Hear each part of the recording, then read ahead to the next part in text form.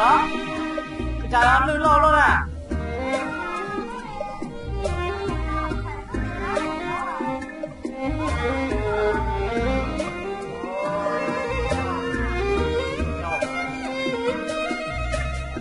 Sao?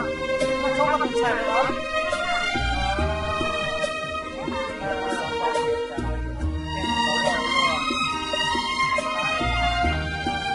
Nó biết tôi nhà tay nó sẽ cho.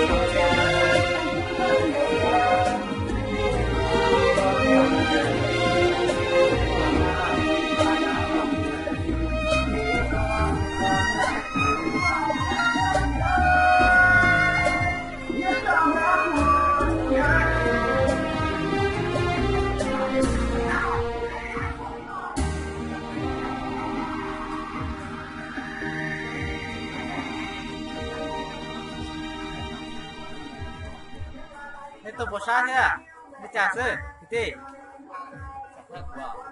Satang kok. Anh đây biết cho cái tin này, tin mông bò biết tôi vậy nói, có đại không nhá? Nó rồi, không sao? Còn là itu điện ti, đây itu nóng xả, nhớ lòng tôi này, itu nó chung, ok. Thằng nào chỉ ăn thầu nha, cũng đã cho mày rồi.